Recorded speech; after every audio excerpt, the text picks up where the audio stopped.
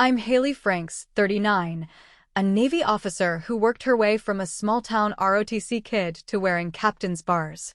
For years, I bent over backward to support my husband's family, holidays, emergencies, could you help us? That came my way. But when my mother-in-law hid my uniform on the night of a major defense gala and told me I didn't deserve to wear white, something in me shifted. Have you ever been dismissed or humiliated by someone you've always shown up for? If you have, share your story in the comments. You're not the only one. Before I dive into what happened, tell me where you're watching from. And if you've ever had to stand your ground after being wronged, tap like and subscribe for more real stories about boundaries, respect, and stepping back into your own power. What happened next even I didn't see coming. I wake up at 0500 hours most mornings. Years of shipboard routine will do that. But today, the anxiety pulls me awake even earlier. Promotion results drop at 1300 hours. My mother-in-law, Denise, never liked me. Not openly, it was subtler than that. She said my name with a half-smile, like she was tasting something unpleasant. She pretended not to understand my job, even after 14 years of service. By the time I met Ethan, I was already a commander. He was a civilian aerospace engineer with steady hands and a calm presence that balanced my operational tempo. His mother introduced me at family gatherings as the one who works on ships, no matter how many times he corrected her. The digs were small at first. Corrosive, but not explosive. You should grow your hair out. It's more feminine. I suppose the Navy isn't really a place for gowns or elegance. You're so rigid. You must bring your work home a lot. She slipped criticism into compliments the way you'd hide a blade in silk. She acted startled every time someone directed a technical or leadership question at me, as if she couldn't imagine I held authority over anyone. I watched her eyes when people addressed me as commander. There was always that flicker of resistance, like she was fighting to accept something that contradicted her internal narrative. The real shift came 3 weeks ago when she learned about the gala. It was a high-profile defense fundraising event. White tie for civilians, service dress white for those in uniform. I mentioned it casually over dinner. Her eyes narrowed. Subtle, but not subtle enough. Oh, she said. So you're wearing white? Something in her voice tightened. A warning I didn't fully register. I was distracted, promotion boards were meeting, and my entire command career hung in that particular kind of limbo only military officers understand. Service dress white, I clarified. It's the required uniform for the event. How lovely, she said, but her smile didn't reach her eyes. White can be so unforgiving, though. It shows everything. I didn't respond. There was always something with her. Always a comment that landed just wrong enough to sting, but not enough to justify calling out. The first real crack appeared 2 days later. She volunteered to handle the gown situation for me. When I explained again that I'd be in uniform, she insisted I needed a backup option. Just in case, she said. You never know what might happen. The way she said it felt like a threat wrapped in concern. But I had a carrier strike group briefing to prepare and a fitness report to finalize. I declined gently and moved on. I should have paid more attention. Ethan noticed the tension before I did. He mentioned it one night while we were reviewing the gala seating chart. Denise had managed to insert herself into the planning committee despite having no official role. She's acting weird about this event, he said. She's always acting weird about something. No, this is different. She keeps asking about your uniform. What you're wearing, where you're keeping it, when you're getting ready. I shrugged it off. She's probably just anxious about the formality. It's a big night. But his concern stayed with me. Ethan had spent enough years around military culture to understand protocol, and he rarely worried without reason. His mother's fixation on my attendance felt less like interest and more like surveillance. The week before the gala, she showed up unannounced at our house. She rarely visited without scheduling. Control was her comfort zone. But there she was, standing on the porch with a garment bag draped over her arm. I found the perfect dress for you, she announced, sweeping past me into the living room. Something elegant but understated. Appropriate. The word appropriate landed like an accusation. Denise, I appreciate the thought, but I'm wearing my uniform. I know, dear, but what if you need an option? What if something happens to your uniform? Nothing's going to happen to my uniform. Her smile tightened. Humor me. She hung the garment bag in our guest closet before I could refuse again. When she left, Ethan and I stared at it like it might detonate. That was strange, he said. That was calculated, I corrected. I should have removed the dress immediately. Should have returned it with a firm boundary. But I was preparing for a major operational brief, managing personnel evaluations, and trying to keep my head clear for whatever the promotion board decided. A dress in the closet seemed harmless. I didn't realize she was building a plan. The next warning came at a family dinner 3 days before the gala. Denise held court at the head of the table, discussing the event like she was hosting it herself. She mentioned the guest list: ambassadors, senior defense officials, a vice admiral I'd worked with during my last deployment. Such important people, she said. Appearances will matter so much. Then she looked directly at me. I just hope everyone represents the family well. Ethan's fork paused halfway to his mouth. The implication was clear. I was the variable. The risk. I'm sure everyone will be fine, I said evenly. Of course. I'm just saying, first impressions are everything. And some people are naturally more suited to these environments than others. There it was. The belief that had always lurked beneath her politeness. I wasn't refined enough. Wasn't soft enough. Wasn't the kind of woman her son should have married. The Navy had hardened me, in her view. Made me too direct, too confident, too comfortable with authority. She wanted someone who deferred, who softened, who knew their place. I'd spent 14 years earning my place. She'd spent 3 years resenting it. After dinner, Ethan and I sat in the car for a long time before driving home. She's going to do something, he said quietly. Like what? I don't know. But she's planning something. I wanted to dismiss it. Wanted to believe that even Denise wouldn't cross certain lines. But the way she'd looked at me during dinner, like she was solving a problem, stayed with me. That night, I moved my uniform from the guest closet to our bedroom. Hung it in the back of my own closet where I could see it every morning. It felt paranoid, but it also felt necessary. Ethan noticed, but didn't comment. He just squeezed my hand and said, 2 more days. 2 more days until the gala. 2 more days until I'd know about the promotion. 2 more days of pretending everything was fine while watching my mother-in-law circle like she was calculating angles of attack. I've commanded sailors through rough seas and high-stakes operations. I've made decisions that affected lives and missions. But somehow, this felt different. This wasn't an external threat I could strategize against. This was family. And family doesn't follow rules of engagement. I should have realized that made her more dangerous, not less. The day of the gala, I wake at 0400 hours. Too early, too wired. The promotion results came through yesterday afternoon, Rear Admiral lower half, 07. The message was brief, formal, congratulatory. I read it 3 times before the reality settled. I'm an Admiral Select. The Navy is arranging a private recognition later tonight at the gala. A quiet ceremony before the main event. They've already coordinated with the venue. A backup set of service dress whites will be waiting for me in case anything happens to my primary uniform during travel. Standard protocol for flag officers at formal events. I didn't think much of it at the time. I should have thought more.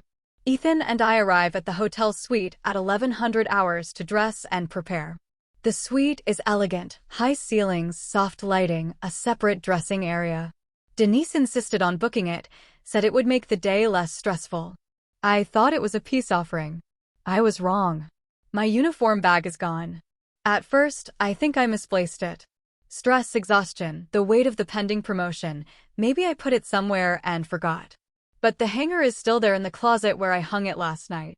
Empty. Almost mocking. I check the bathroom, the bedroom, under the bed. Nothing. Ethan sees my face and knows immediately. Where is it? I don't know. We search together, methodically, increasingly frantic. It's not in the suite. Denise emerges from the adjoining room, already dressed in a silver gown, makeup perfect. She glances at us with an expression that isn't quite concern. Everything all right? My uniform is missing, I say, keeping my voice level. Training overriding panic. Oh no. Are you sure you brought it? I hung it in that closet last night. You saw me. She shrugs delicately. Maybe housekeeping moved it? These things happen. But her eyes tell a different story. There's something in them, not guilt. Triumph. The realization hits slowly, like pressure building inside a submarine hull. She took it. She actually took my uniform. Where is it, Denise? Her expression shifts, hardens. The mask drops just enough for me to see what's underneath. You don't deserve to wear white, she says quietly. You aren't classy enough. And tonight is important for this family, for Ethan's reputation. I won't let you embarrass us. The words hang in the air. Ethan goes completely still beside me. You hid my uniform, I say. Not a question. A statement. I provided an alternative. That dress I gave you, it's simple, elegant, appropriate. You should wear it. Appropriate. Yes. Something more suitable for someone in your position. My position. She means my place. The place she's decided I should occupy. Ethan finds his voice. Mom, what the hell did you do? I'm protecting this family. By sabotaging her? By ensuring she doesn't make a spectacle of herself. White is for women who understand elegance, who belong in these spaces naturally. She's spent 14 years playing dress-up in a man's world. Tonight, she should accept reality. The cruelty is breathtaking. Not because it's loud, but because it's delivered with such casual certainty. I keep my voice steady. Where is my uniform? Wear the dress I chose. Something humble. Something that knows its place. Humble. That's the word that breaks through my training. That's the word that shows me exactly what this is about. She doesn't just want me dressed differently. She wants me diminished. Wants me to arrive at an event full of senior defense officials, flag officers, and ambassadors wearing something she selected, something that announces I've been controlled, managed, put in my place. This isn't about fashion or appropriateness. This is about power. This is about making sure everyone in that ballroom knows she decides who I'm allowed to be. But there's one thing she doesn't know. One critical piece of information she doesn't have. I'm not just attending the gala tonight. I'm being recognized. Privately, before the main event, the Navy is acknowledging my promotion to Rear Admiral. And the Navy has already delivered a second set of service dress whites to the venue for the ceremony. Standard protocol for flag officer recognition events. She thought she'd cornered me. Thought she'd written the ending to this story. She has no idea what's coming. I look at her, really look at her, and something shifts inside me. Not anger. Clarity. I'll see you at the gala, Denise. I walk out of the suite without another word. Ethan follows immediately, his hand on my back, his anger barely contained. In the elevator, he turns to me. I'm so sorry. I should have seen this coming. You did see it coming. You warned me. I should have stopped her. This isn't on you. The doors open. We walk through the lobby in silence. My mind is already moving through the operational sequence. Contact the event coordinator, confirm the backup uniform location, adjust timeline, maintain composure. Ethan is still processing. What are you going to do? I'm going to get dressed, I say. And then I'm going to that gala. In what? I smile, small, controlled, certain. In exactly what I'm supposed to wear. He studies my face, reads something there, nods slowly. She doesn't know about the promotion, does she? No. She doesn't know they have a backup uniform waiting. No. His expression shifts. Not satisfaction, something quieter. Relief. She really has no idea. None. We reach the car. Before we get in, Ethan stops me. I meant what I said last week. After this, we're setting boundaries. Real ones. I won't let her do this to you again. I know. I mean it.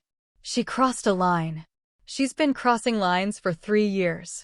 This is just the first time she did it in a way that can't be explained away or smoothed over. He's quiet for a moment. Then, are you okay? Am I okay? I think about the sailors I've led. The officers I've mentored. The watches I've stood through storms and crises. I think about every challenge I've faced quietly, professionally, without fanfare. And somehow this, a hidden uniform, a mother-in-law's cruelty, hurts in a way those things didn't. Because it came from inside the family I chose. Because it was designed specifically to humiliate me in the realm I've spent nearly 2 decades building. but I don't say any of that. I've handled worse, I tell him. And I have. But this is personal in a way that makes it cut deeper. We drive to the venue in silence. I watch the city pass outside the window and think about why I let this dynamic continue for so long. Why I accepted the small digs, the subtle dismissals, the constant undermining. I told myself it was about keeping peace. About not making Ethan choose. About being the bigger person. But maybe it was also about not wanting to see how much she truly resented me. Now I see it clearly. And I can't unsee it. At the venue, a young ensign meets us at the service entrance. She salutes crisply. "Ma'am, Admiral Select Franks? Your uniform is ready in the dressing room. Congratulations on your promotion. The title lands differently now. Heavier. Real. Thank you, Ensign." She leads us through back corridors to a private dressing area. The garment bag hangs waiting, pressed, perfect, exactly as it should be. I step into the room alone and close the door. For a moment, I just stand there, looking at the uniform. Service dress white. The uniform Denise decided I didn't deserve to wear. I think about her words, "You aren't classy enough." I think about every deployment, every evaluation, every decision that brought me to this moment. And I realize she was never going to accept me. No matter what I did, how I acted, what I accomplished. Because in her mind, a woman in uniform, especially one who outranked the social hierarchy she understood, was a fundamental threat. I get dressed slowly, deliberately. Each piece of the uniform settles into place with familiar weight. When I fasten the jacket and check my appearance in the mirror, I barely recognize the woman staring back. Not because I look different. Because I feel different. I'm done shrinking for her comfort. Done letting her shape the narrative of my place in this family. Tonight, she's going to see exactly who I am. And she's going to have to decide if she can live with that reality. Before the gala itself, before I return to the betrayal waiting in the ballroom, I need to rewind. Because the hurt doesn't make sense without context. Without understanding what Denise and I were before tonight fractured everything. My marriage to Ethan was never the problem. From the start, it was steady, built on mutual respect and genuine partnership. He admired my career, understood the demands, never asked me to choose between him and the Navy. When we met, I was a lieutenant commander with 2 deployments behind me and orders for a 3rd. He found my dedication attractive, not threatening. His mother found it incomprehensible. The early days were careful. Denise was polite during our first meetings, formal, measuring, trying to understand what kind of woman her son had chosen. I thought we were building something. I tried. Holiday dinners, phone calls, small gifts for birthdays. I didn't expect adoration, just basic respect. But every attempt slid sideways. When Ethan and I got engaged, she insisted on planning the wedding. I let her, thinking it would help her feel included. She made decisions that erased me, chose readings I didn't recognize, selected flowers I'd never mentioned, invited people I'd never met. When I gently pushed back, she looked wounded. "I'm just trying to help. I know you're so busy with your career." The subtext was clear: your career is why you can't handle this yourself. I learned early that she believed I'd stolen her son's life direction. Ethan had dated women before me, women with conventional careers, women who wanted children immediately, women who fit her vision of what a daughter-in-law should be. I was none of those things. She believed the military had hardened me, made me too direct, too confident, too comfortable with authority. She wanted someone soft, someone deferential, someone who knew their place in the family hierarchy she'd constructed. "You're so independent," she'd say. Poor Ethan must feel unnecessary sometimes. Ethan would laugh it off. "Mom, I married her because she's independent." But she'd look at me like I'd tricked him somehow. Like my competence was a con. Her fixation on image wasn't new. I watched her micromanage relatives' appearances at family events, commenting on weight, hair, clothing choices. She orchestrated her daughter's wedding like a military operation, controlling every detail down to the shade of lipstick the bridesmaids wore. "White," she told me once, "is the color of purity, tradition, perfection. You have to earn white." I didn't understand what she meant then. I do now. She believed certain women belonged in white, at weddings, at formal events, in spaces that required elegance. And she decided I wasn't one of them. Over the years, I tried to bridge the gap. I attended her charity events, volunteered for her fundraisers, showed up for family obligations even when I was exhausted from command duty. I thought consistency would win her over. Instead, she found new ways to undermine me. At a family dinner celebrating my promotion to commander, she spent the meal talking about Ethan's college girlfriend, how graceful she was, how she'd gone into teaching, how she'd have made such a good mother. When I was deployed, she'd send Ethan care packages and mention casually that she'd forgotten to include anything for me. When I came home on leave, she'd schedule family events during my limited time, then act hurt when I couldn't attend. It was death by 1,000 cuts. Each one small enough to explain away, but together they formed a clear pattern. I wasn't wanted. I wasn't welcome. I wasn't good enough. Ethan saw it, but he was caught in the middle. He defended me when the digs were obvious, but the subtle ones, the ones that could be passed off as misunderstandings, those he let slide. Not because he didn't care, but because confronting his mother meant potentially losing her. And she knew that. She used it. I told myself it didn't matter. Told myself I had a career to focus on, sailors depending on me, responsibilities that dwarfed one woman's disapproval. But it wore on me. Made me question myself in ways operational stress never did. After particularly difficult visits, I'd find myself wondering, am I too rigid? Too focused on work? Too uncomfortable in social situations? But then I'd return to my command and remember, I lead hundreds of people. I make decisions that affect lives and missions. I'm respected by peers and subordinates alike. The problem wasn't me. It was her refusal to see me. The months before the gala were especially tense. My command tour was ending, promotion board results were pending, and the pressure was immense. I was managing a major operational deployment while preparing transition briefs and wondering if I'd reached my ceiling. Denise sensed the vulnerability. Her comments became more frequent, more pointed. What will you do if you don't get promoted? Will you finally have time for family? Ethan must be relieved your deployment schedule is slowing down. Maybe now you can focus on him. I worry about you. All that stress, all that time away.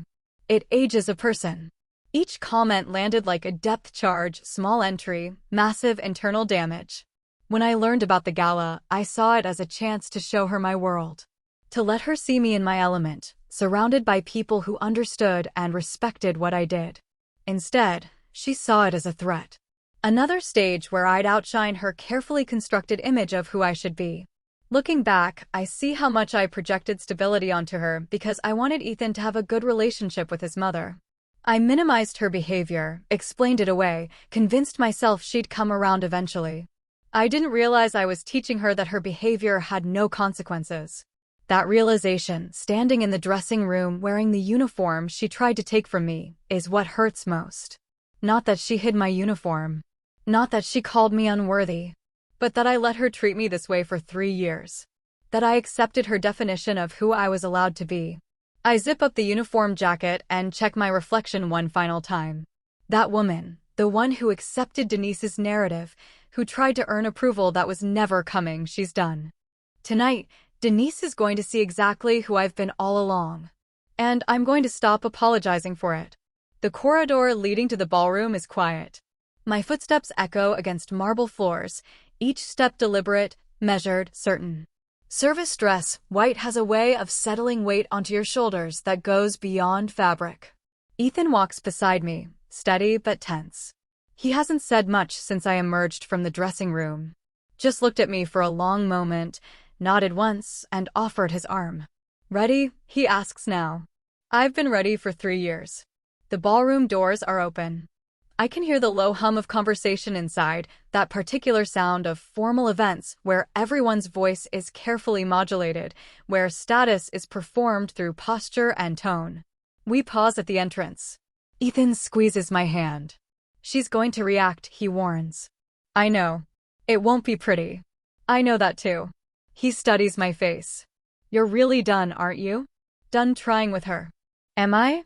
I think about the years of attempted bridge building, The excuses I made, the peace I kept at my own expense. I think about standing in that suite this morning, hearing her say I wasn't classy enough to wear white. I'm done letting her define me, I say. If she wants a relationship after tonight, it'll be on different terms. Real ones. He nods. Good. We step into the ballroom together. The space is exactly what you'd expect from a high-profile defense fundraiser: crystal chandeliers, round tables with white linens, a stage set for speeches. The crowd is a careful mix of military and civilian leadership, flag officers in service dress, ambassadors and defense contractors in formal evening wear, congressional staffers networking near the bar. I scan the room automatically, cataloging faces.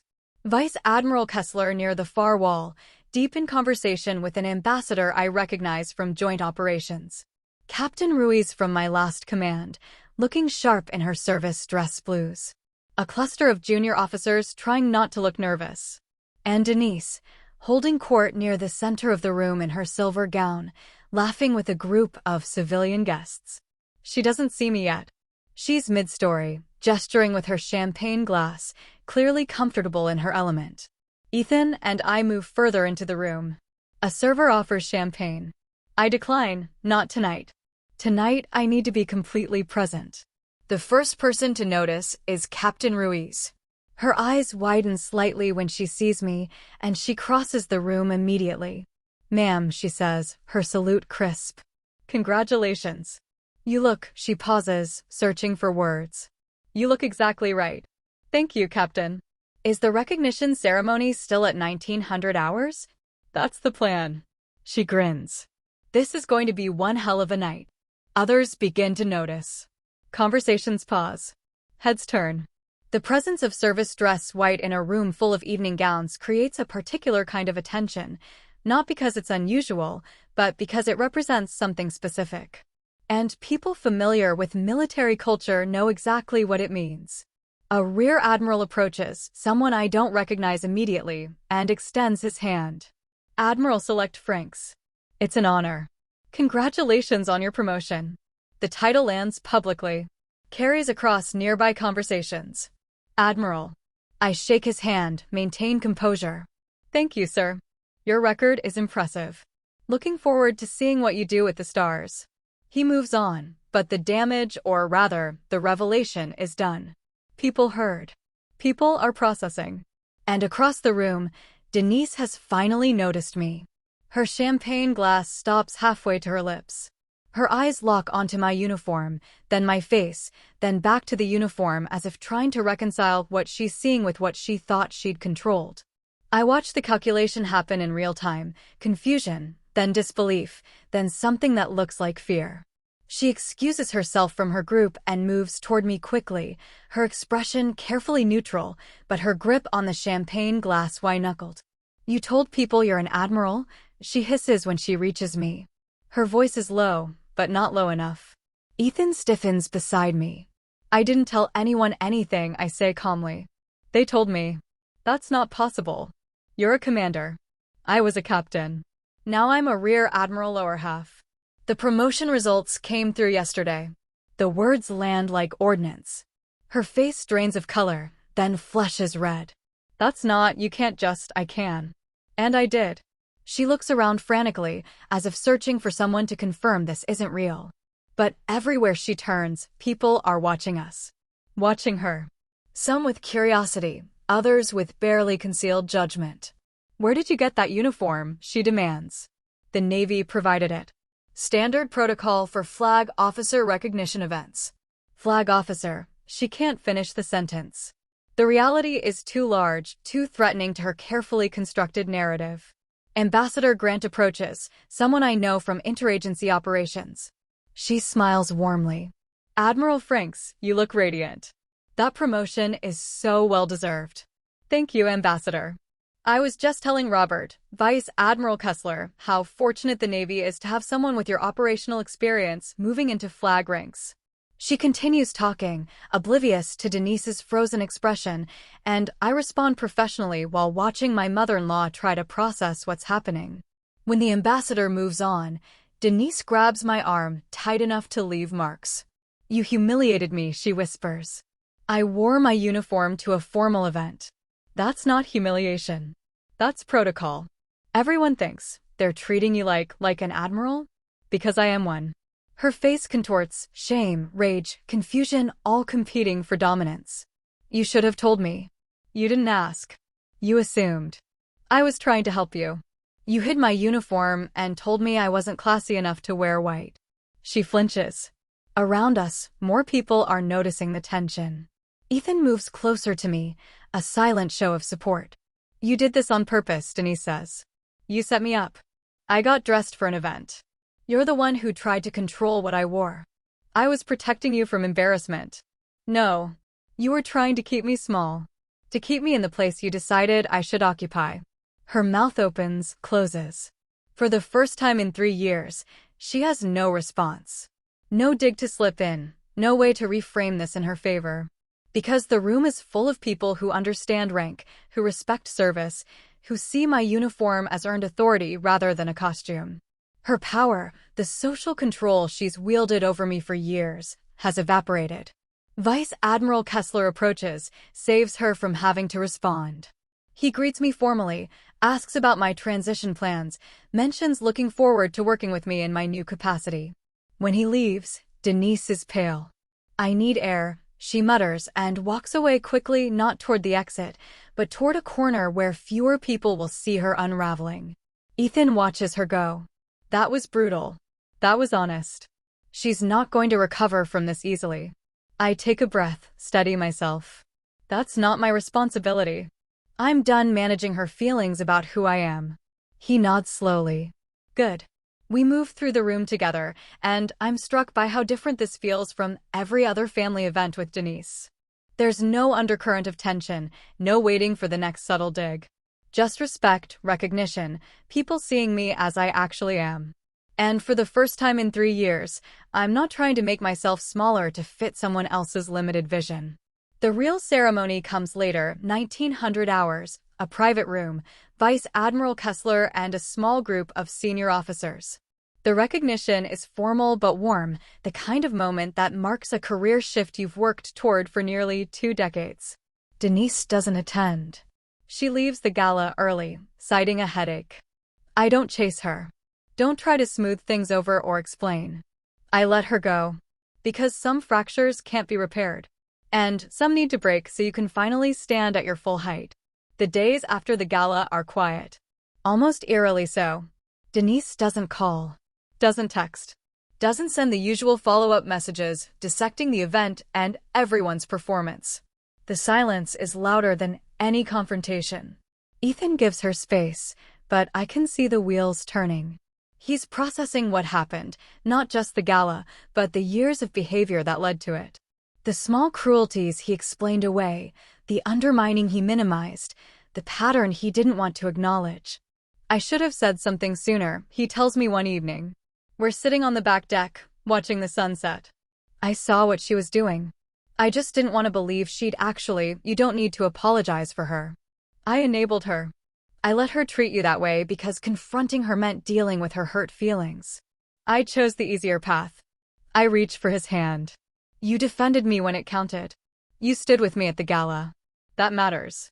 But I shouldn't have let it get that far. He's right, but I don't say so. We're both learning the same lesson. Enabling bad behavior in the name of family peace just delays the inevitable reckoning. A week passes. Then 2. My command transition intensifies briefings, turnover meetings, preparing my relief to take over. The promotion to Rear Admiral brings new responsibilities, new pressures, a steep learning curve even after 14 years of service. I'm grateful for the distraction. It keeps me from dwelling on the Denise-shaped absence. Then, 3 weeks after the gala, she texts. Can we talk? Not an apology. Not an acknowledgement. Just a request formatted as if nothing happened. I show Ethan. He reads it twice, his jaw tight. What do you want to do? I consider. Part of me wants to ignore it, to let the silence stretch until she's forced to do better. But another part, the part that still remembers what I hoped our relationship could be, wants to at least hear her out. I'll meet her, I say. Somewhere neutral. Public. Short conversation.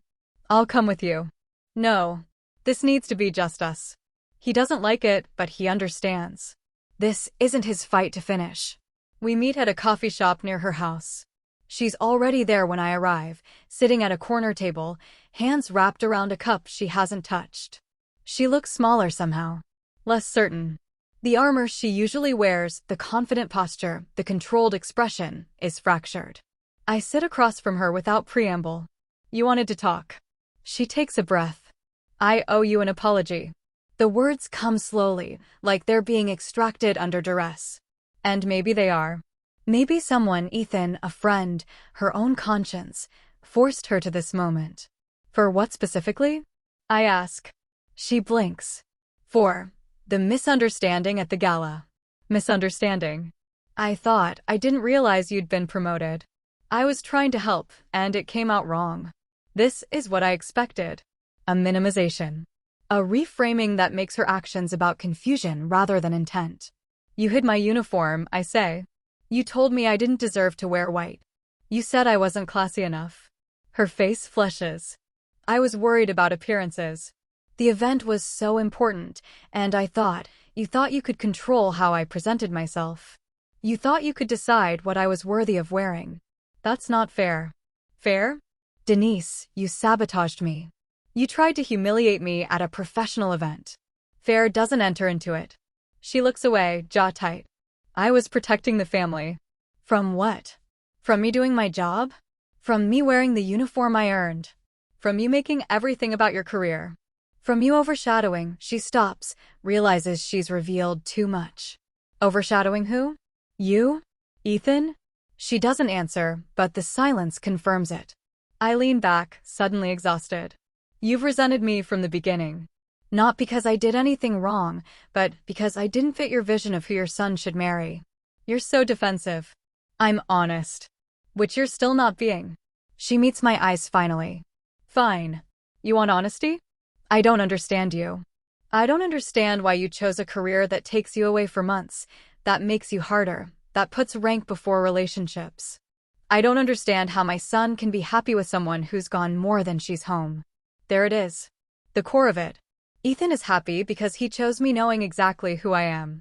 He respects my service. He's proud of what I do. The only person who has a problem with my career is you. I just think there's a balance. And you don't have it. You think I should sacrifice my career for your comfort. That's not balance. That's control. She flinches, but doesn't back down. I raised Ethan to value family above everything. And you value the Navy. I value both. But you've made it impossible for me to do both without feeling like I'm failing you. And I'm done trying to meet expectations that were designed for me to fail. The words land hard. She looks genuinely shocked, as if it never occurred to her that her standards were impossible. I didn't design anything, she says weakly. You've spent 3 years telling me subtly, constantly, that I'm not good enough. That I'm too rigid, too focused on work, too unfeminine. You've criticized every choice I've made while pretending to be supportive. And when I was about to be recognized for one of the highest achievements of my career, you tried to take it away. Her hands shake around the coffee cup. I was afraid. The admission surprises me. Of what? Of losing him. Of watching him build a life that doesn't include me. You're so capable, so independent. You don't need anyone. What if he decides he doesn't need me either? It's the first real thing she said. And it reframes everything not as malice, but as fear. Fear that makes her strike out, control, diminish. But understanding doesn't mean accepting. I'm not your competition, Denise. I never was. But you treated me like one. And that hurt both of us. She's quiet for a long time. Then, I don't know how to fix this. I don't either. But it starts with you accepting who I am. Rank, career, all of it. Not tolerating it. Accepting it. And if I can't? Then we keep our distance. Polite, civil, minimal. Whatever protects my peace and Ethan's relationship with you. It's not cruel. It's honest. And she knows it. She nods slowly, defeated. I'll try. That's all I'm asking. We sit in silence for another minute. Then I stand, ready to leave. Haley, she says. I pause. You did look radiant. At the gala.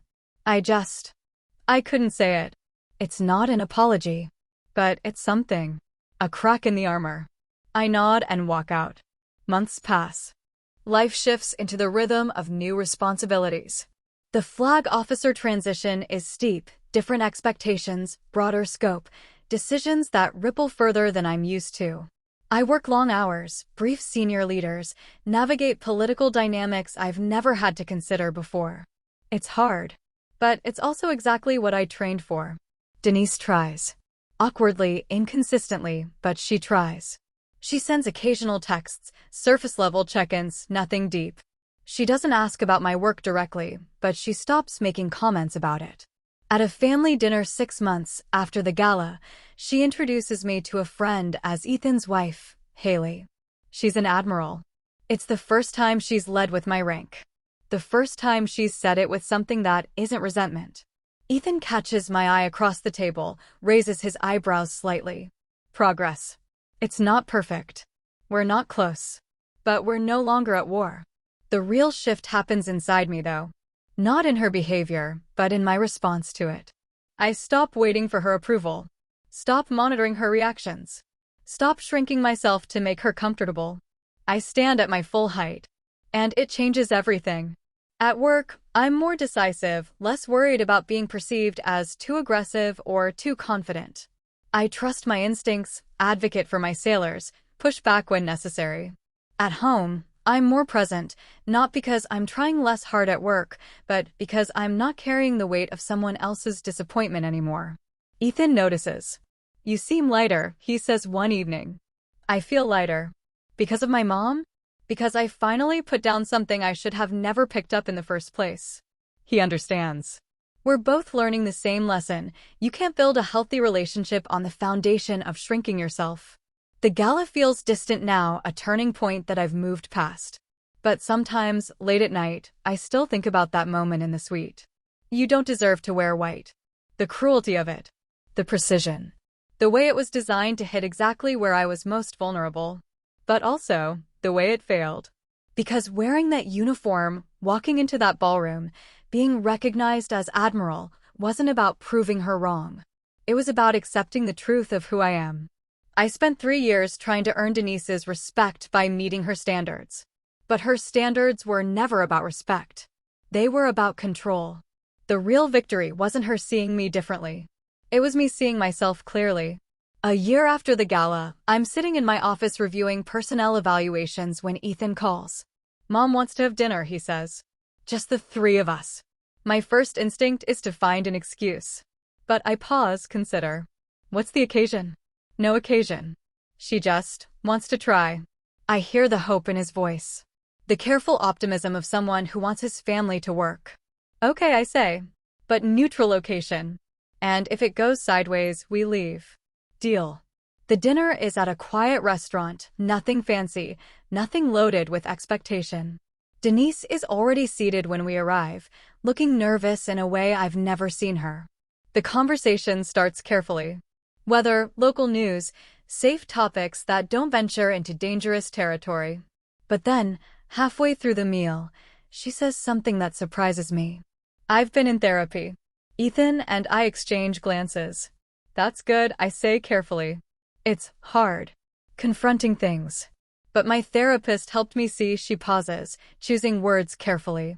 I was trying to control things I was afraid of losing. And I hurt people doing it. It's the closest she's come to a real apology. Not the minimizing, reframing attempt from months ago. Something more honest. I'm glad you're working on it, I say. I don't expect you to forgive me. Or trust me. I just wanted you to know I'm trying to be better. I nod. That means something. The dinner continues, still careful but less brittle. We talk about Ethan's work, my new command, small things that don't require emotional excavation. At the end, when we're saying goodbye, Denise hesitates. Then, you were right. At the coffee shop. About me trying to control you. I didn't know another way to feel safe. I get that, I say. But feeling safe can't come at someone else's expense. I know. I'm learning. She leaves, and Ethan and I sit in the car for a moment. That was different, he says. It was honest. Do you think she can actually change? I consider. I think she's trying. Whether she succeeds or not, that's on her. But I'm not going to sacrifice my peace waiting to find out. He smiles. You've come a long way from the woman who tried so hard to win her over. That woman was exhausted. This woman knows her worth. We drive home, and I think about the journey, not just mine, but Denise's too. How fear makes us cruel, how control feels like safety, how hard it is to unlearn patterns we've relied on for decades. I don't know if our relationship will ever be warm or close. Maybe it won't. Maybe the best we can manage is respectful distance. But that's okay. Because I finally understand something crucial. Her opinion of me was never the problem. My belief that I needed it was. The real payoff doesn't come in a single moment. It unfolds quietly over months. It's in the way I walk into rooms now, confident, unhesitant, fully myself.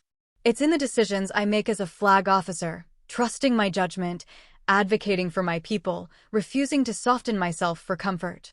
It's in the relationship with Ethan, stronger now, more honest, built on a foundation that doesn't include managing someone else's insecurities. It's in the rare family dinners with Denise, still careful, still bounded, but no longer battlegrounds.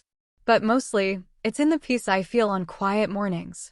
I wake at 0500 hours out of habit, but there's no anxiety anymore. No dread about the next subtle dig or carefully worded criticism. No exhausting mental preparation for interactions that used to drain me. I make coffee, watch the sunrise, review the day's schedule. My responsibilities are heavier now. Flag officer duties carry weight that commander responsibilities didn't. But I'm not carrying anyone else's disappointment alongside them. That difference is everything. One morning, a few months before my promotion ceremony, I get an email from Captain Ruiz. She's writing to congratulate me on taking command of a new fleet component. At the end, she adds, "You look different lately, ma'am. More settled. Whatever changed, keep it." I smile. She's right. Something did change. I stopped performing for approval. Stopped editing myself to fit someone else's narrative. Stopped believing that earning respect meant shrinking into a shape others found acceptable. The gala was a turning point, but it wasn't the real victory. The real victory was everything that came after: the slow, deliberate reconstruction of boundaries, the reclaiming of space, the acceptance that some relationships aren't meant to be fixed. Ethan and I talk about it sometimes.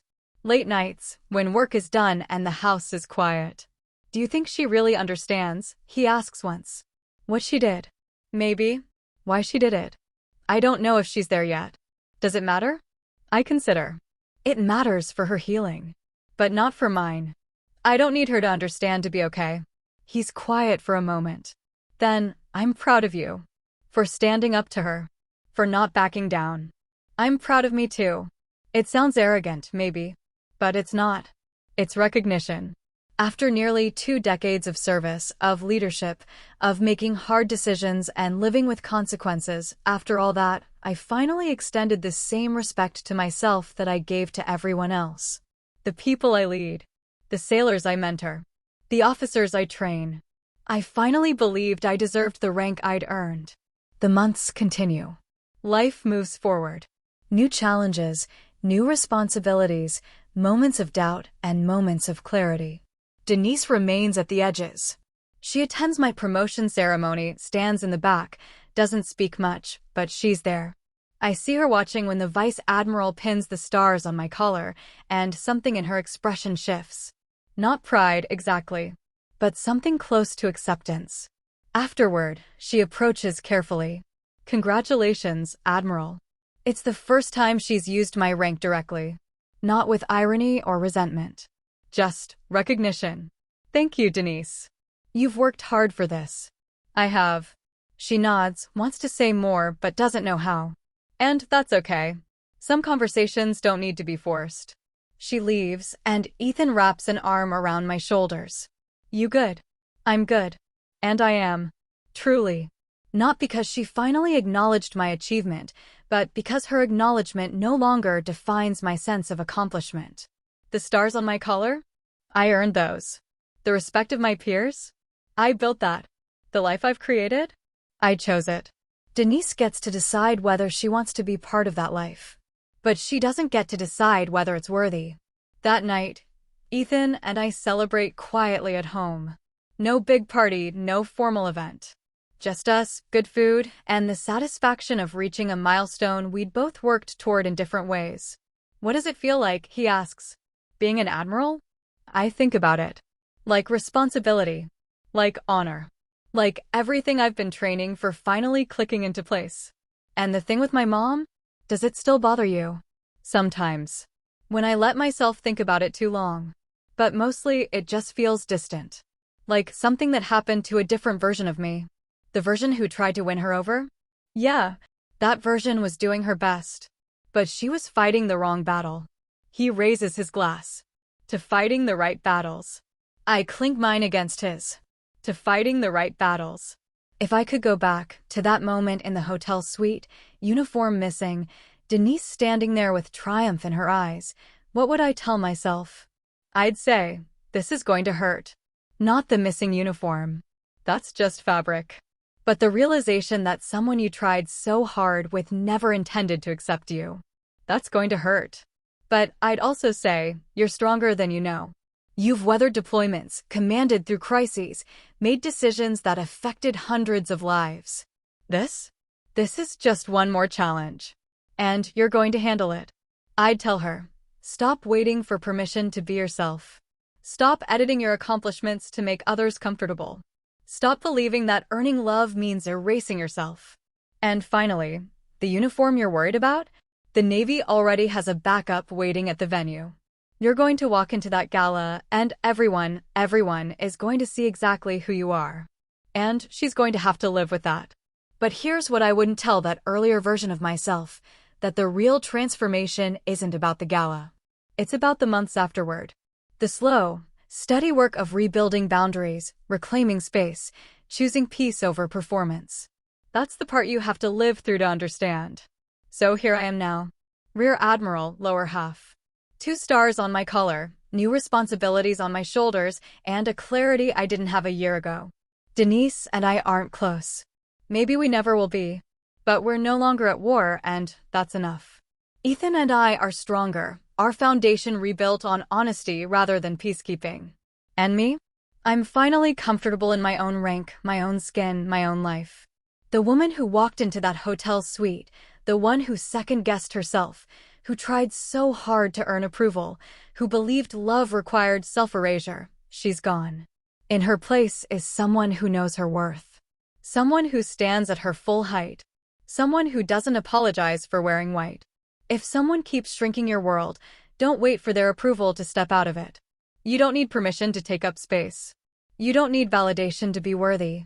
You don't need anyone's blessing to stand in the truth of who you are. I learned that the hard way. But I learned it. And now, when I put on my service dress whites, whether for formal ceremonies or fleet operations, I don't think about Denise anymore. I think about the sailors I lead, the officers I mentor, the responsibility I carry, and the woman I finally let myself become. That's the real payoff. Not revenge. Not vindication. Just peace. And the quiet, unshakable knowledge that I earned every single thing I have, including the right to wear white. 20 years is a long time in the military. Long enough to see junior officers become flag officers themselves. Long enough to watch geopolitical landscapes shift, technologies evolve, entire doctrines rewritten. Long enough to build a legacy that outlives your active service. I'm standing in my study at 0530 hours. Some habits never die, reviewing the guest list for today's ceremony. Retirement. The word still feels strange, even after months of preparation. After 34 years of service, you'd think stepping away would feel natural. Instead, it feels like shedding skin. Outside, early morning light filters through the windows of the house Ethan and I bought 15 years ago. It's close to the water, not ocean, but a calm inlet where I can see boats in the morning. He insisted on it after my second star, said I needed somewhere that felt like home between assignments. He was right. He usually is. The study is lined with the accumulated weight of a career, unit plaques, framed commendations, photos from change of command ceremonies spanning decades. In the corner, a shadow box holds my first uniform insignia, the single gold bar from when I was commissioned. Next to it, waiting to be mounted after today, will be the 4 stars I've worn for the past 3 years. For stars. Admiral. Oh, 10. The journey from that hotel suite 20 years ago feels both infinite and instantaneous. My phone buzzes. A text from Vice Admiral Collins, Mariah, though she'll always be Ensign Collins in my mind. The young officer who brought me that backup uniform 20 years ago. Now she's preparing to pin on her 3rd star, and she's nervous about giving remarks at my ceremony. Don't be nervous, I text back.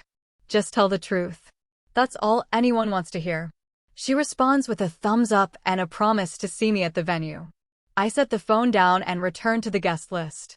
It's extensive: senior defense officials, current and former commanders, congressional representatives, international flag officers I've worked with across multiple theaters.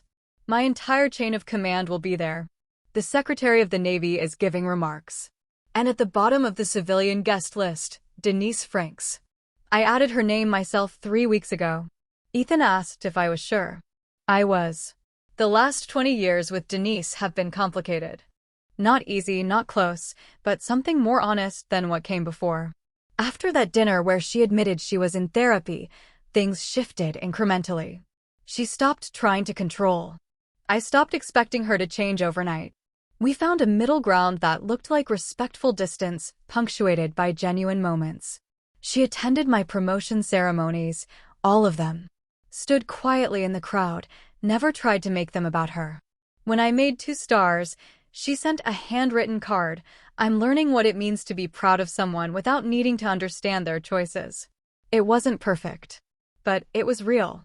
When I made 3 stars, she asked if she could host a small family dinner. Nothing elaborate, just close family. I agreed, cautiously. The dinner was simple, warm even. She asked about my new assignment, Pacific Fleet, with genuine interest. Listened when I talked about strategic challenges, didn't change the subject or glaze over.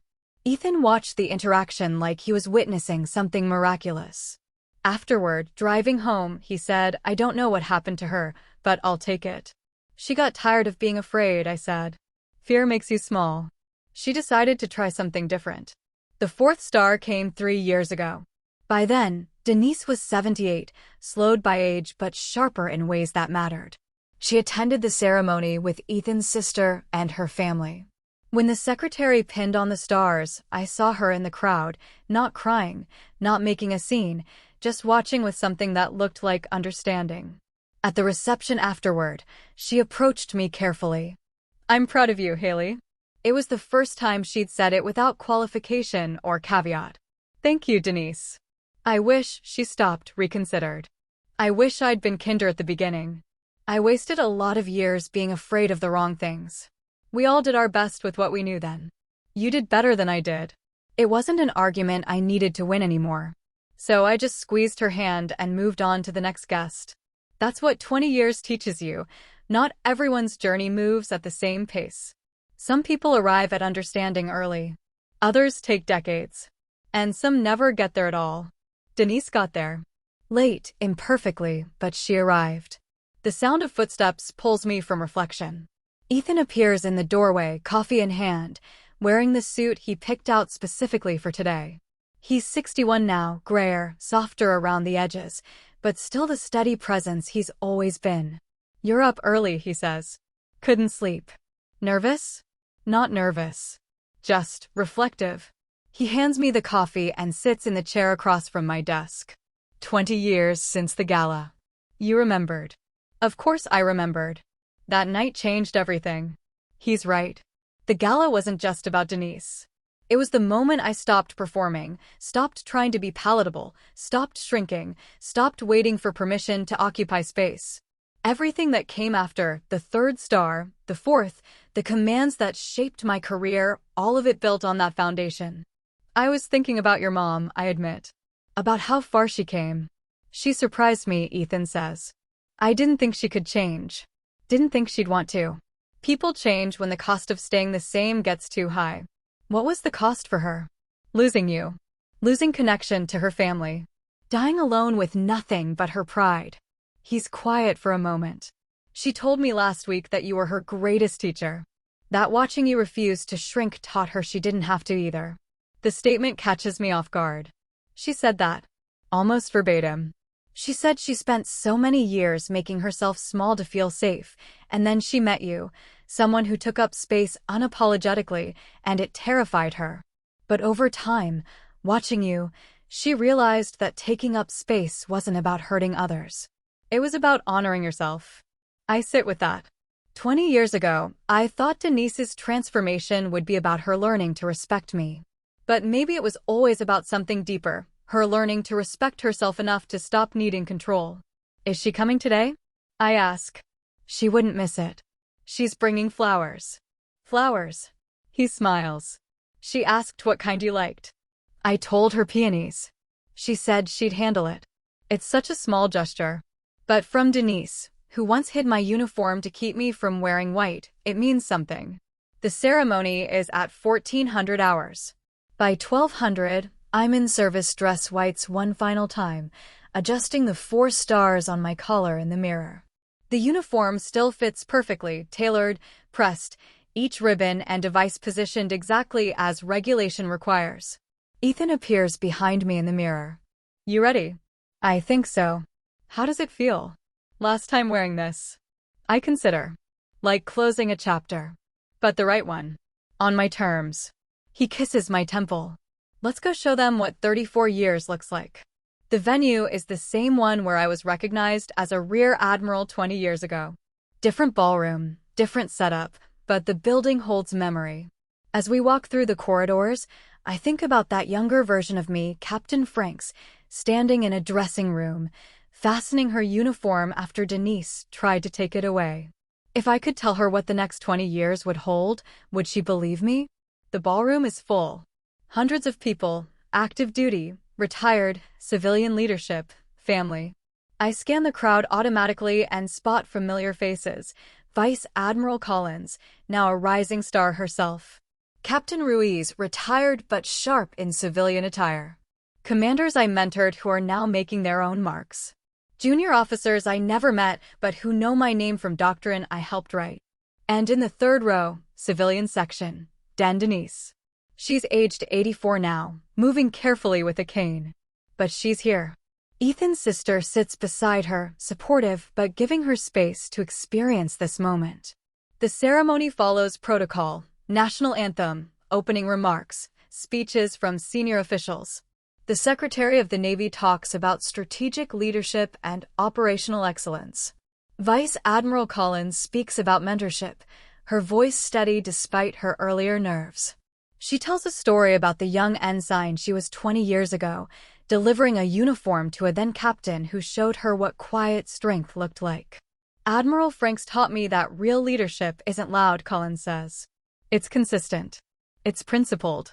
It's showing up, day after day, and doing the work without needing applause. She taught me that rank is about responsibility, not recognition. And she taught me that the best way to honor those who came before you is to clear the path for those who come after. The audience applauds. I keep my composure, but emotion sits heavy in my chest. Then it's my turn. I walk to the podium, the weight of the moment settling like those first days at sea, uncertain but necessary. I begin with tradition, thanking the Navy, acknowledging my chain of command, recognizing the sailors I've served alongside. But then I shift.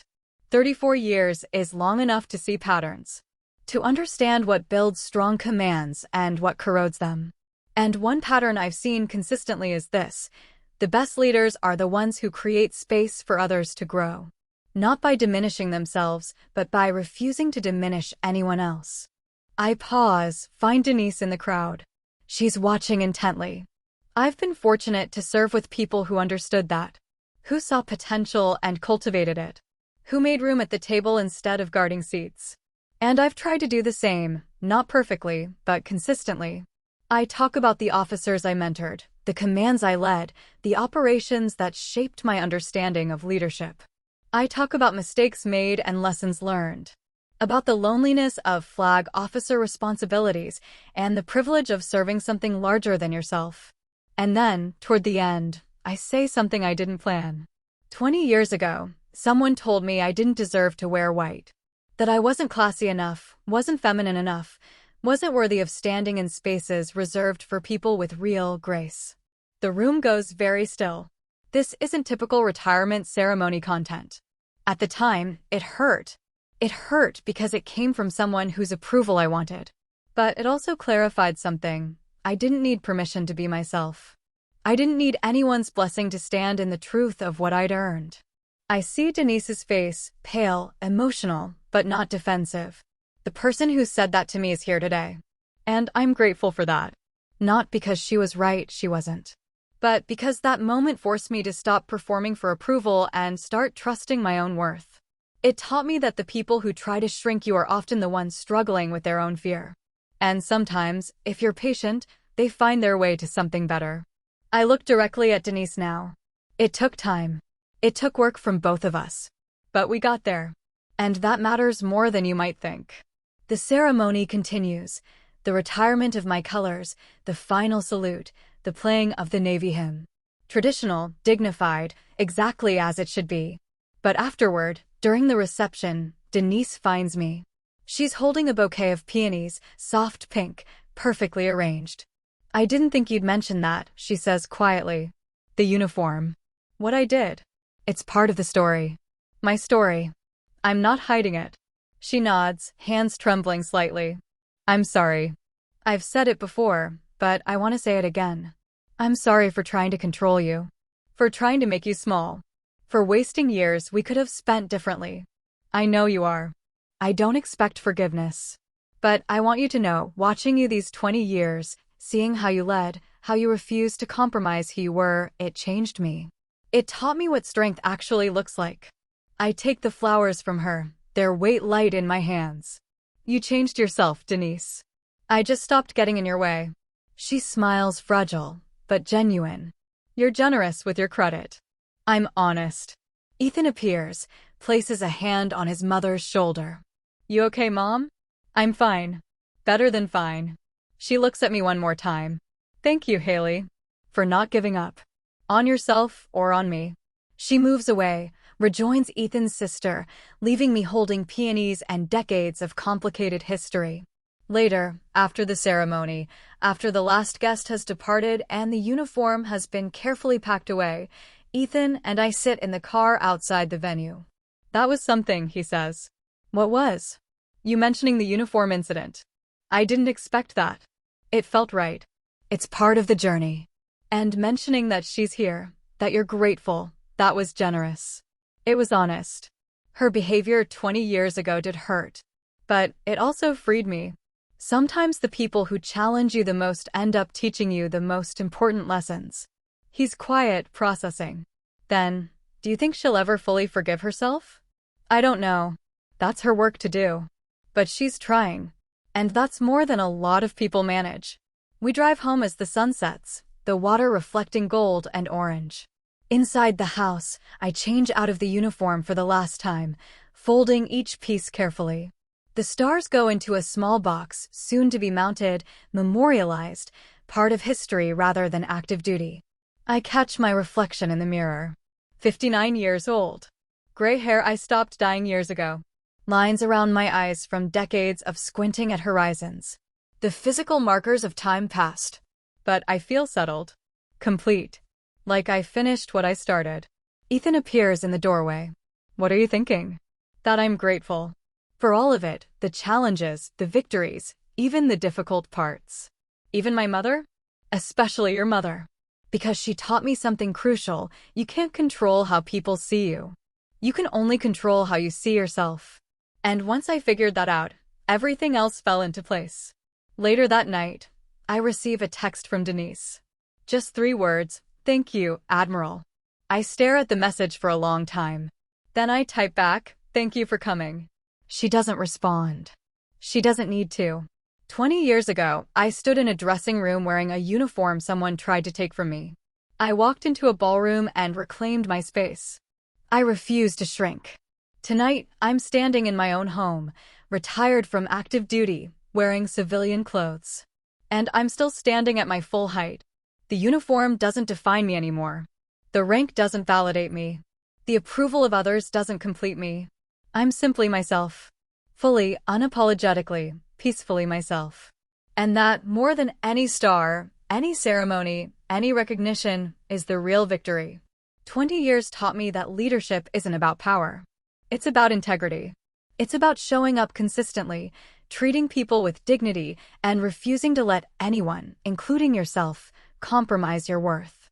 I didn't just earn 4 stars. I earned the right to stand in my own truth. And nobody, not Denise, not the Navy, not time itself, can take that away. That's the legacy I'm leaving behind.